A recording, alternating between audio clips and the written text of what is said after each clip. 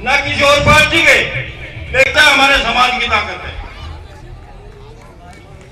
तो भाइयों, सभी से निवेदन है, तालियां बजाएं। श्रीकांत त्यागी, श्रीकांत त्यागी। अब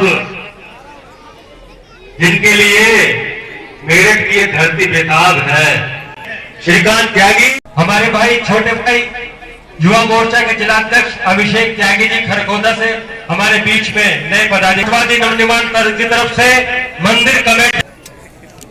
अच्छा, अभी कराएं। हमारी आरिफ खान,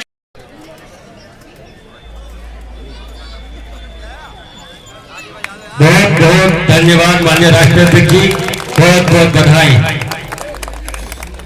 इधर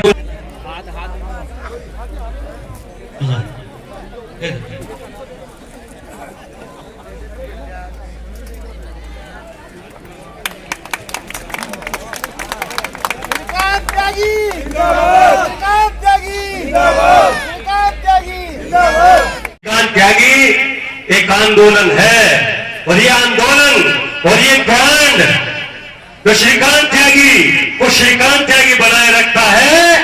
ऐसे नेता हमारे बीच में है, आप क्योंकि लगातार बेसब्री से उनको सुनने के लिए बेताब है। अच्छा, महिला शक्ति बोलेंगे हमारी, बहुत अच्छी बात है, हमारी महिला शक्ति को बोलेंगे। एक बार मैं अपने happy birthday to you, happy to you, बहुत बहुत धन्यवाद। आप सभी को मेरा नमस्कार। आज मैं अपने आप को गांव अतराड़ा आकर बहुत ही गौरवान्वित महसूस कर रही हूं। मैं धन्यवाद देना चाहती हूं माननीय श्रीकांत त्यागी जी को, जिन्होंने मुझ पर इतना विश्वास किया और इस मंच का हिस्सा बनाया।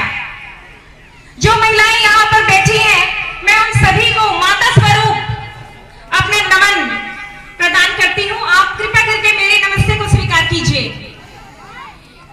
मेरे यहाँ खड़े होने से ही आपको ये तसल्ली हो जानी चाहिए कि महिला प्रतिनिधित्व इस पार्टी में कमजोर नहीं है। महिलाओं की तरफ से माननीय श्रीकांत त्यागी जी को उनके जन्मदिन की शुभकामनाएं देती हूँ।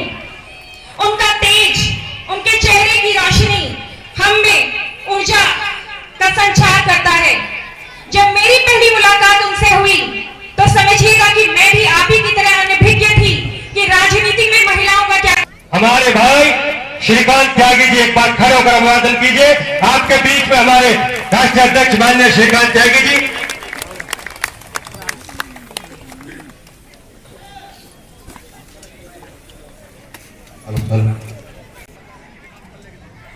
जनपद मेरठ की क्रांति धरा पर ग्राम अतराड़ा के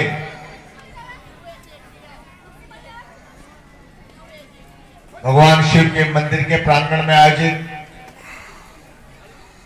राष्ट्रवादी नवनिर्माण दल किसान मोर्चा के तत्वावधान में कार्यकर्ता सम्मेलन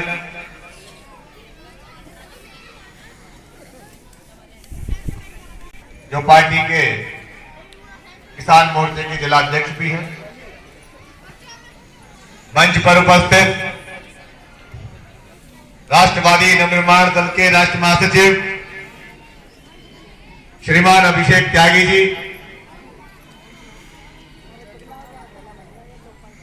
यहां उपस्थित क्षेत्रीय अध्यक्ष श्रीमान भूषण त्यागी जी, राष्ट्रवादी नवनिर्माण दल के क्षेत्रीय सचिव श्रीमान देवेंद्र त्यागी जी, हमारे साथ चलकर आई श्री हर्षा त्यागी जी, रमीशा त्यागी जी। सम्मानित साथियों, अभी 3 पेज की लिस्ट है हमारे पास।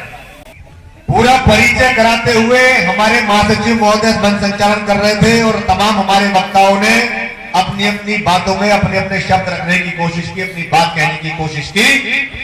लेकिन एक बात समझनी होगी, अभी यहां कुछ लोग जब भगवान परशुराम जी का नारा लग रहा था तो कुछ लोगों के हाथ नहीं उठे, मैंने देखा।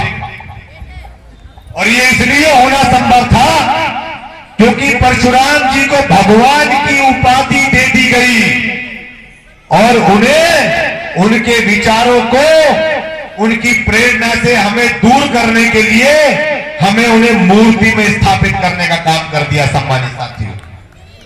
जबकि इसका विपरीत क्या है? इसका विपरीत यह है कि जब इस सर्व समाज के ऊपर, दबे कुचलों के ऊपर, ग्वाला के ऊपर, यादव के ऊपर, अनुसूचित जाति जनजाति, बहेलिया आदिवासी समाज के ऊपर जब आपत्ति आई, आपदा आई और सहस्त्रबाहु नाम का एक आताताई राजा, सहस्त्रबाहु, जिसका नाम कार्तिकेय वीर अर्जुन था, जब उसने अपने राज्य में पूरी जनता को त्राईमाम करने पर मजबूर कर दिया, तब ये परशुराम जी ने, ये ब्राह्मण के बेटे थे, जमदग्नि के पुत्र थे, रेणुका के बेटे थे, ऋषिक के वंशज थे, महर्षि भृगु के वंशज थे, इन्होंने अपने यज्ञ को, अपनी पूजा पद्धति को त्याग कर फरसा उठाया, क्योंकि उस समय बाबा साहब भीमराव अम्बेडकर की कलम नहीं चलती थी।